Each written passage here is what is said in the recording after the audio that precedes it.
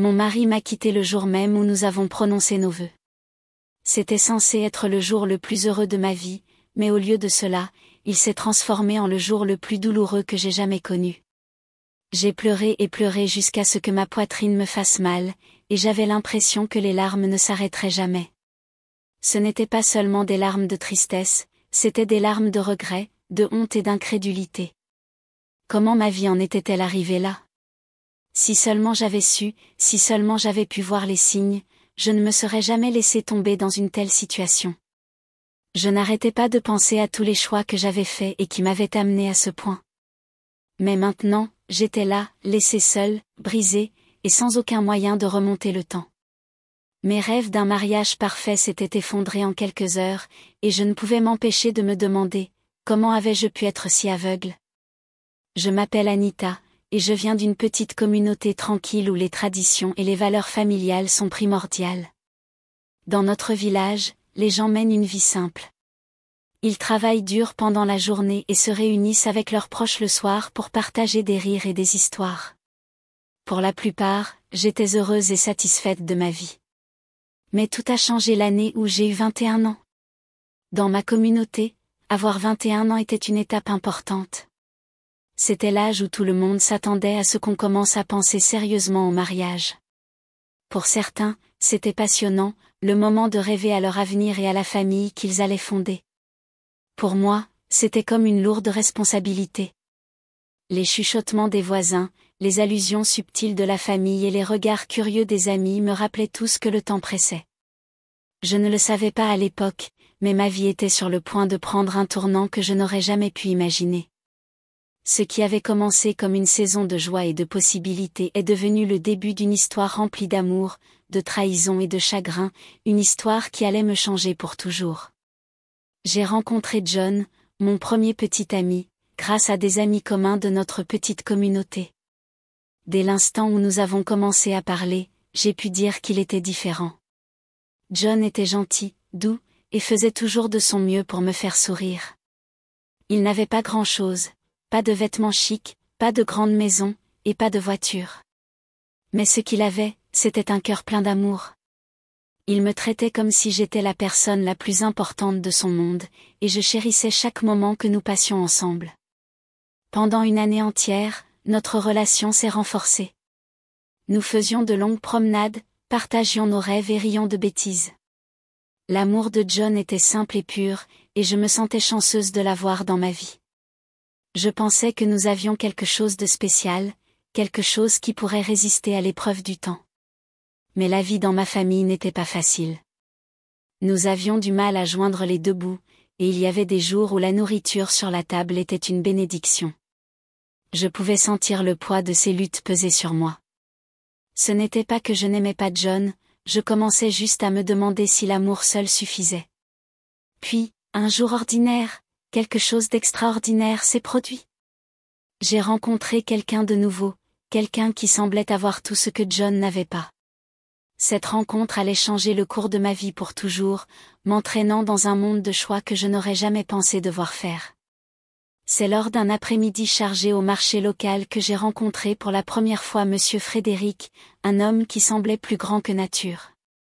C'était un riche homme d'affaires, bien connu dans la communauté pour son charme et sa générosité. À 45 ans, il avait 2 fois mon âge, mais il y avait quelque chose dans son comportement, avec tant de confiance et de puissance, qui m'a attiré. Son apparence polie et ses paroles douces étaient si différentes de ce à quoi j'étais habituée, et je ne pouvais pas m'empêcher de me sentir intriguée. Au début, nos conversations étaient informelles, des échanges polis alors que nous nous croisions. Mais au fil du temps, elles sont devenues plus longues et plus personnelles. Il a commencé à me poser des questions sur ma vie, ma famille et mes rêves. Son attention m'a fait me sentir spéciale, comme si je comptais comme je ne l'avais jamais fait auparavant. Avant que je m'en rende compte, Monsieur Frédéric a commencé à s'intéresser davantage à moi. Il m'a emmenée dans des restaurants chics dont je rêvais et m'a donné de l'argent, ce qui a contribué à apaiser certaines difficultés de ma famille. Sa générosité m'a permis de soutenir non seulement mes parents, mais aussi John, qui avait souvent besoin d'aide pour de petites choses. Mais à mesure que Frédéric occupait une place plus importante dans ma vie, je me suis sentie déchirée. D'un côté, il y avait John, gentil, aimant et authentique. D'un autre côté, il y avait Frédéric, qui pouvait m'offrir une sécurité financière et une vie que je n'aurais jamais cru possible. J'avais l'impression d'être tiraillée entre deux mondes, l'un auquel mon cœur appartenait, et l'autre qui promettait confort et stabilité. Je ne savais pas lequel choisir, mais au fond, je craignais que, quelle que soit la décision que je prendrais, elle changerait ma vie pour toujours. Et il ne fallut pas longtemps avant que Frédéric ne s'ouvre à moi, m'avouant ses sentiments d'une manière qui me prit complètement au dépourvu. Il m'a dit qu'il tenait profondément à moi et qu'il voulait savoir si j'étais célibataire. À ce moment-là, j'ai hésité, mon esprit s'emballant avec mille pensées. J'aurais dû dire la vérité, mais au lieu de cela, j'ai menti. Oui, je suis célibataire, dis-je doucement, me persuadant que c'était la bonne chose à faire. Après tout, son soutien avait fait une telle différence dans ma vie, et je ne pouvais pas me permettre de le perdre. À partir de ce jour, ma vie est devenue un délicat exercice d'équilibre. Je sortais maintenant secrètement avec John et Frédéric, deux hommes qui n'auraient pas pu être plus différents. John, avec son amour simple et honnête, et Frédéric, avec sa richesse et son charme, détenaient chacun un morceau de mon cœur. J'ai gardé mon secret bien gardé, refusant de laisser quiconque voir les fissures de ma double vie. Au début, je me suis dit que c'était inoffensif. J'avais besoin de l'aide financière de Frédéric pour subvenir aux besoins de ma famille, et je ne pouvais pas me résoudre à lâcher John, dont l'amour était si pur. Mais au fil du temps, le poids de mes choix a commencé à me peser. Chaque fois que j'étais avec l'un, je ressentais la culpabilité d'avoir trahi l'autre. Pourtant, je ne pouvais pas m'arrêter. J'étais prise dans une toile que j'avais moi-même créée, et je savais que ce n'était qu'une question de temps avant que tout ne se dénoue. John et moi avons continué notre relation comme si rien n'avait changé. Il n'avait aucune idée de Frédéric ni de la vie secrète que je menais. Un soir, il est venu dans mon petit appartement. Nous avons parlé de nos rêves, de notre avenir, et de la vie que nous voulions construire ensemble. Ses yeux étaient pleins d'amour et d'espoir, et pendant un instant, j'ai oublié tous mes mensonges. Cette nuit-là, John et moi avons partagé un lien plus fort que jamais. Nous avons ri jusqu'à en avoir mal au ventre, nous rappelant nos souvenirs d'enfance et rêvant de l'avenir que nous pourrions construire ensemble. Le monde extérieur semblait disparaître, ne nous laissant que nous deux. À ce moment-là, son sourire était chaleureux, son contact doux, et son amour était pur, comme si rien ne pouvait jamais s'interposer entre nous. À mesure que la nuit s'approfondissait, notre proximité grandissait également. Nous nous sommes serrés l'un contre l'autre, comme si nous avions peur de lâcher prise. Pour la première fois, nous avons partagé le lit ensemble, laissant nos émotions nous guider. À ce moment-là, je ne me souciais pas des conséquences. L'idée de tomber enceinte ne m'a pas traversé l'esprit, ou peut-être que cela ne me dérangeait pas si cela se produisait. Tout ce qui m'importait, c'était la façon dont il me faisait me sentir, en sécurité, chérie, et vraiment aimée. Mais alors même que je me délectais de la chaleur de son amour, une petite voix au fond de mon esprit murmurait des doutes. Je n'étais pas honnête avec John, et je le savais. La culpabilité de ma vie secrète avec Frédéric me pesait, mais je l'ai mise de côté. Je m'en occuperai plus tard, me suis-je dit, ne voulant pas laisser quoi que ce soit gâché cette nuit. Quelques jours plus tard, Frédéric m'a invité à le rencontrer dans l'un de ses restaurants haut de gamme. Dès l'instant où je suis entrée, j'ai eu l'impression d'être entrée dans un autre monde. L'air était rempli du doux bourdonnement de la musique classique, les tables étaient habillées de linge d'un blanc immaculé, et des lustres pendaient au plafond, scintillant comme des étoiles dans le ciel nocturne. C'était le genre d'endroit que je n'avais vu que dans les films, et pendant un instant, je me suis sentie comme une princesse dans un conte de fées. Frédéric m'a accueillie avec son charme habituel, son sourire chaleureux me faisant me sentir spéciale. Il a tiré ma chaise comme un vrai gentleman, et pendant que nous dînions, il m'a comblée de compliments. « Anita, tu illumines chaque pièce dans laquelle tu entres, » dit-il, les yeux pétillants. Ces paroles m'ont fait rougir, et je n'ai pas pu m'empêcher de rire de sa façon simple de me mettre à l'aise. Pendant la majeure partie de la soirée, nous avons parlé de tout et de rien, de nos rêves, de nos meilleurs souvenirs d'enfance, et même des petites choses qui nous rendaient heureux. Mais à mesure que la nuit avançait, j'ai remarqué un changement dans son ton. Il se pencha plus près, sa voix tombant à un murmure grave. « Je dois te dire quelque chose, » dit-il, son expression illisible. Mon cœur manqua un battement à la façon dont il me regardait, au poids de sa voix. Je savais que, quoi qu'il s'apprête à dire, cela changerait tout. « Qu'est-ce que c'est ?» ai-je demandé, ma voix à peine au-dessus d'un murmure. « Je suis marié » a-t-il admis, ses yeux cherchant une réaction dans les miens. Ces mots m'ont frappé comme un coup de tonnerre. Mon souffle s'est bloqué dans ma gorge, et j'ai eu l'impression que la pièce avait commencé à tourner. J'ai essayé de parler, mais aucun mot n'est sorti. Voyant mon choc, Frédéric continua rapidement, comme pour essayer d'atténuer le coup. « Mais ce n'est pas ce que tu penses, » dit-il avec urgence. « Ma femme m'a quitté il y a des années. Elle ne supportait pas le fait que je ne puisse pas avoir d'enfant. C'est un problème de santé auquel je suis confronté depuis des années. » Je le regardais, abasourdi.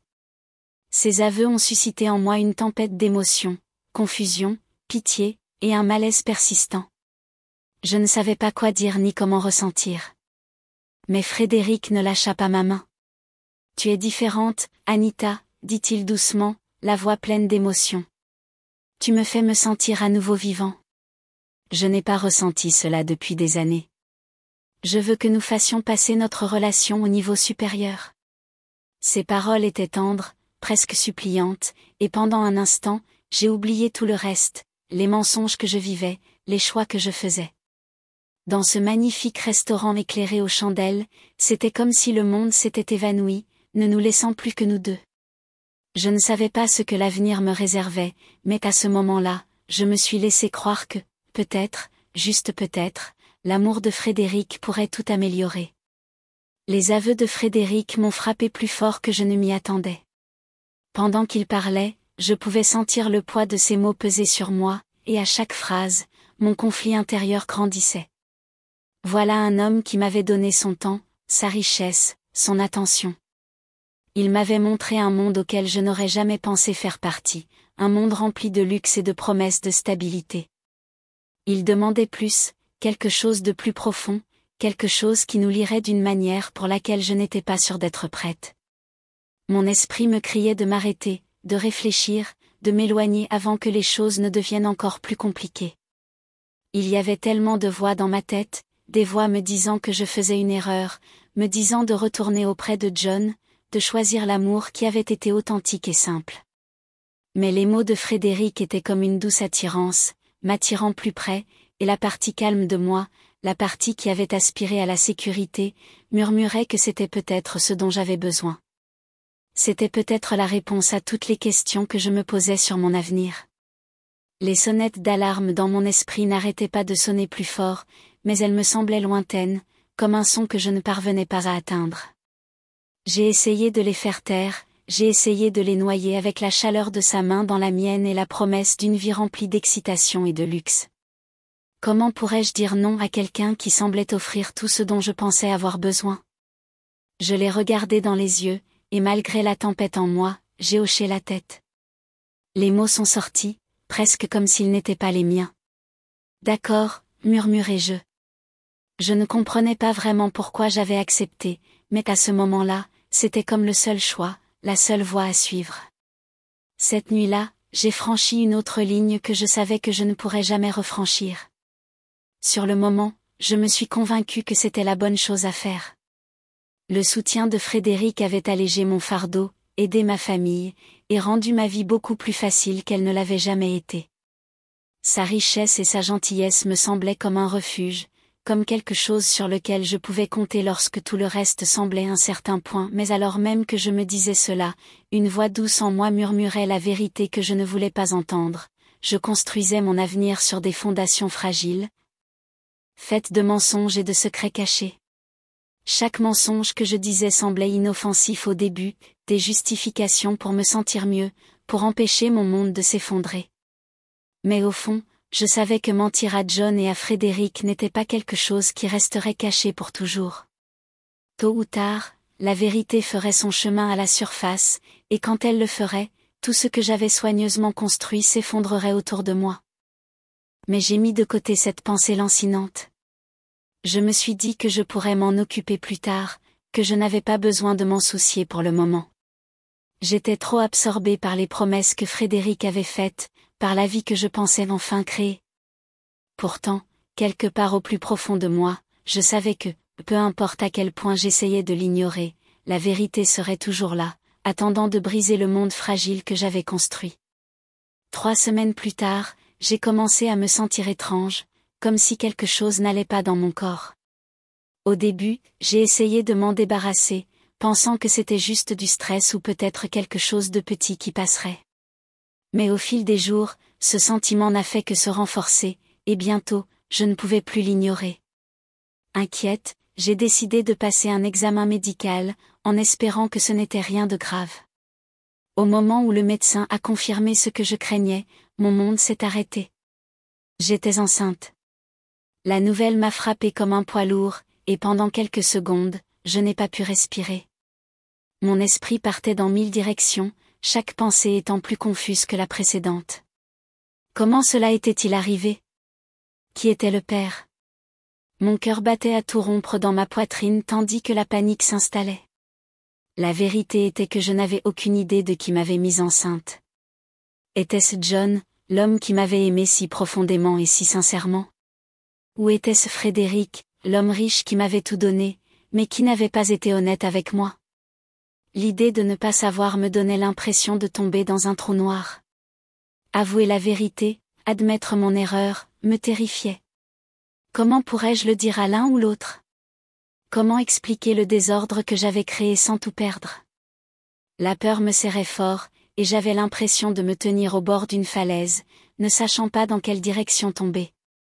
Quand j'ai finalement trouvé le courage de parler de ma grossesse à Frédéric, je m'attendais à ce qu'il soit choqué, peut-être même bouleversé. Mais ce à quoi je ne m'attendais pas, c'est la réaction froide et dédaigneuse que j'ai reçue. Dès que les mots quittèrent ma bouche, il secoua rapidement la tête, son visage se durcissant. Non, Anita, dit-il fermement, presque en colère. Ce n'est pas le mien. Tu dois te tromper.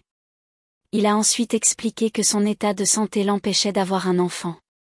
Il l'a dit avec une telle certitude, comme si ma grossesse n'était rien d'autre qu'un mensonge auquel il ne voulait pas se donner la peine de répondre. Ces paroles m'ont frappé comme une gifle. Je restais là, abasourdi, incapable de croire ce que j'entendais. Je ne peux pas être le père, répéta-t-il d'une voix froide. C'est physiquement impossible. Ma femme m'a quitté à cause de ça. Tu le sais. Sur ce, il s'est retourné et s'est éloigné, sans un autre mot, me laissant seul, le cœur lourd de confusion et de douleur. Son rejet fut vif et définitif. J'avais l'impression que tout ce que j'avais espéré s'était effondré devant moi. L'homme qui m'avait promis tant, qui m'avait fait sentir spécial, m'avait maintenant tourné le dos sans hésiter. Je me suis retrouvée seule, face aux conséquences de mes choix, sans savoir quoi faire ensuite ni comment donner un sens au désordre que j'avais créé. Me sentant perdue et désespérée, je me tournai vers John. C'était celui que j'avais aimé en premier, celui qui avait toujours été là pour moi. Je pensais que, peut-être, juste peut-être, il m'offrirait le soutien dont j'avais tant besoin. Mais quand je lui ai parlé de ma grossesse, la réaction que j'ai reçue m'a bouleversée. Son visage se tordit de colère, et avant même que je puisse m'expliquer, il m'accusa de trahir. « Ça ne peut pas être le mien, Anita, » cria-t-il, la voix remplie de douleur. « Je ne me suis pas libérée en toi cette nuit-là, tu te souviens? J'ai fait attention. » Ces paroles m'ont frappé comme un poignard, et la douleur dans ses yeux était quelque chose que je ne pouvais pas ignorer. « Comment as-tu pu me faire ça ?» continua-t-il, sa colère grandissant. « Je t'ai fait confiance, et maintenant, tu m'as trahi. » J'ai essayé de lui expliquer, de lui dire que je ne savais pas qui était le père, mais mes paroles tombèrent dans l'oreille d'un sourd. Sa décision était prise. À ses yeux, j'avais déjà trahi sa confiance, et juste comme ça, sans me laisser le temps de parler, il mit fin à notre relation. C'est fini, Anita. Je ne peux pas être avec quelqu'un qui me mentirait comme ça, dit-il d'une voix froide et définitive. Avec ces mots, John sortit de ma vie. Mon cœur se serra alors que je restais là à le regarder partir. À ce moment-là, je me sentis plus seule que jamais. Mon monde s'était effondré, et je n'avais plus personne vers qui me tourner. Le poids de mes erreurs était désormais plus lourd que je ne pouvais supporter. Le cœur brisé et abandonné, je sentis le poids du monde sur mes épaules alors que j'étais seule, face à la réalité de ma grossesse. Personne n'était là pour me réconforter ou me conseiller. C'était juste moi et la vie qui grandissait en moi. L'idée de devenir mère me terrifiait, mais au fil des jours, je savais qu'il n'y avait pas de retour en arrière. C'était ma nouvelle réalité. Quand mon fils est enfin né, tout a changé. Ses petits doigts s'enroulèrent autour des miens, et pour la première fois depuis longtemps, je ressentis autre chose que de la douleur. C'était un beau petit garçon, avec de grands yeux curieux et des boucles douces et sombres, qui faisaient gonfler mon cœur d'amour.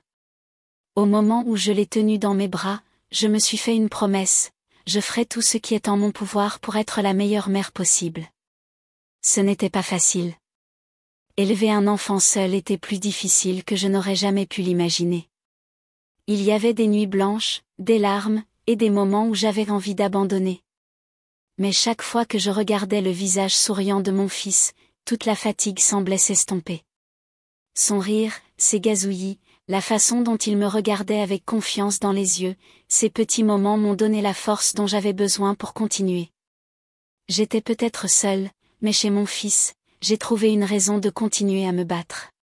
Son sourire est devenu ma source d'espoir, mon rappel que, peu importe les difficultés, je n'étais pas vraiment seule. Je l'avais, et c'était tout ce qui comptait. 5 mois après la naissance de mon fils, j'ai rencontré Paul. Il était tout ce dont je rêvais, gentil, patient, et plein de chaleur. À partir du moment où nous avons commencé à parler, j'ai ressenti une connexion que je n'avais pas ressentie depuis longtemps. Paul m'a fait me sentir vue, entendue et valorisée d'une manière que j'avais oubliée. Son doux sourire et ses paroles réfléchies étaient comme un baume pour mon cœur meurtri par tant de douleur. Il avait une façon de faire en sorte que tout se passe bien, même dans mes jours les plus sombres. Paul m'a traité avec le plus grand respect. Il m'écoutait quand je parlais, et ses actions correspondaient toujours à ses paroles. Il était tout ce dont j'avais toujours rêvé chez un partenaire. J'ai commencé à sentir que, peut-être, juste peut-être, je pourrais repartir à zéro avec lui. Je pourrais oublier les erreurs et les secrets de mon passé et construire quelque chose de beau pour l'avenir. Mais même si les choses semblaient bonnes, je ne pouvais pas me débarrasser de la peur qui m'envahissait. J'étais terrifiée à l'idée que Paul me rejette s'il connaissait la vérité sur mon passé, sur mon enfant. Je n'étais pas prête à lui dire. J'avais peur que, s'il l'apprenait, il s'en aille, tout comme les autres l'avaient fait. J'ai donc pris la douloureuse décision de le cacher. J'ai gardé mon fils secret, craignant que cela ne ruine mes chances d'avoir un avenir avec Paul. Je me suis dit qu'une fois que les choses seraient plus sérieuses, je lui raconterais tout. Mais au fond, je savais que c'était une erreur de lui cacher une partie aussi importante de ma vie. Pourtant, j'espérais qu'avec le temps, il tomberait suffisamment amoureux de moi pour pardonner mon passé. Paul et moi nous sommes rapprochés chaque jour qui passait.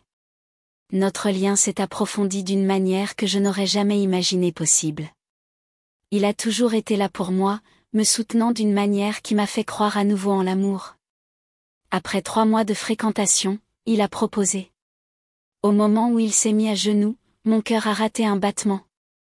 J'étais folle de joie, mes émotions se déchaînaient. Je ne m'étais jamais sentie aussi aimée, aussi chérie. Sans hésitation, j'ai dit oui. La planification du mariage a été un véritable tourbillon. Tout semblait se mettre en place si parfaitement, et j'avais du mal à croire à quel point j'avais de la chance d'avoir trouvé quelqu'un comme Paul.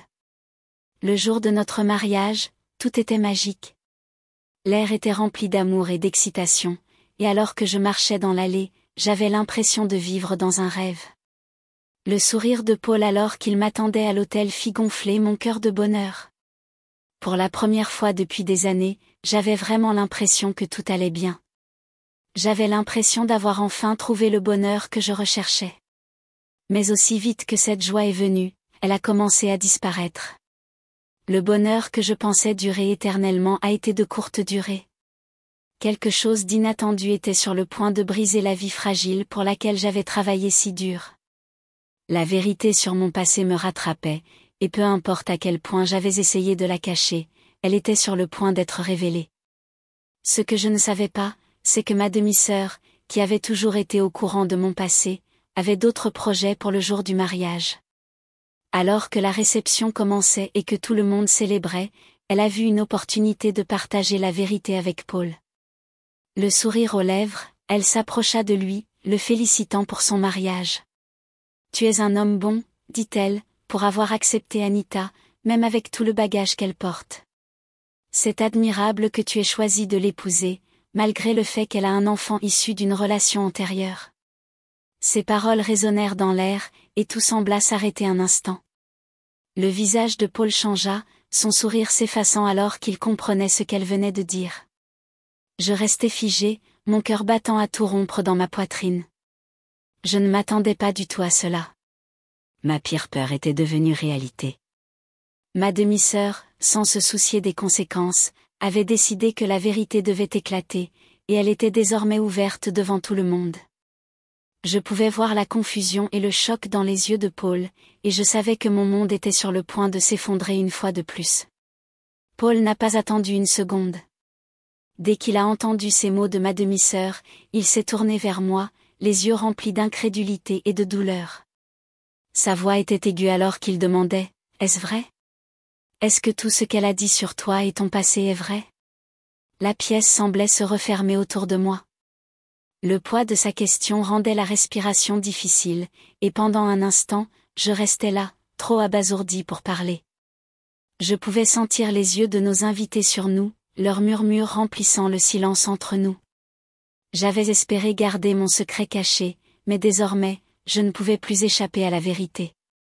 Lentement, j'acquiesçai, mon cœur se serrant à chaque seconde qui passait. Oui, c'est vrai.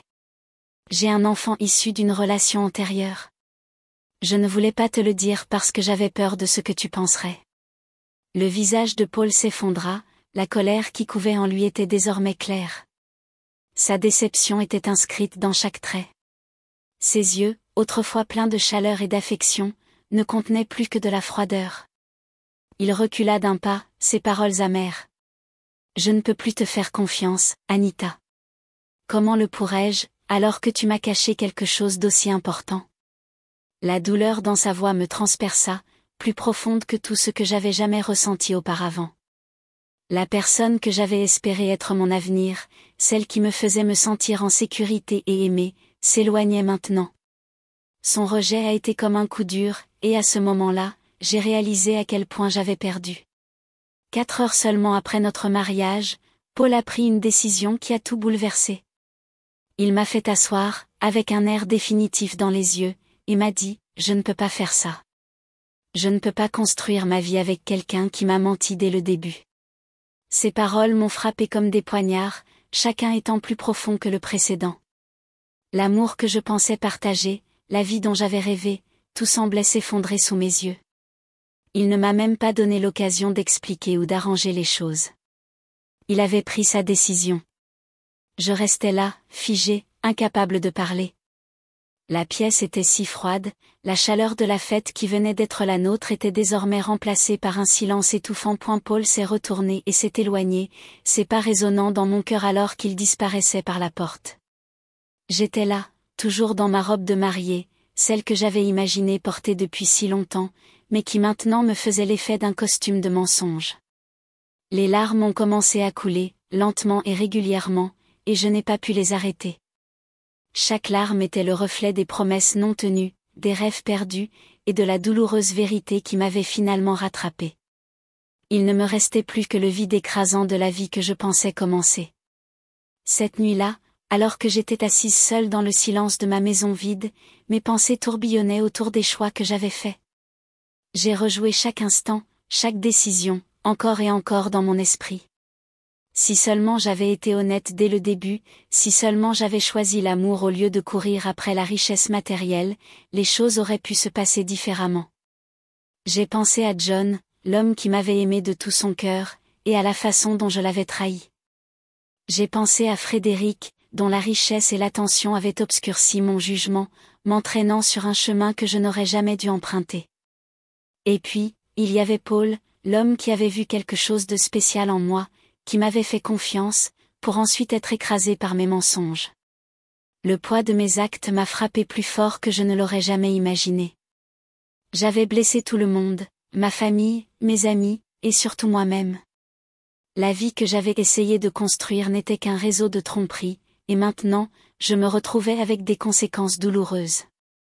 J'ai réalisé que les choses que je pensais me rendraient heureuse, l'argent, la sécurité, et le statut, ne signifiaient rien comparé à l'amour et à la confiance que j'avais perdus.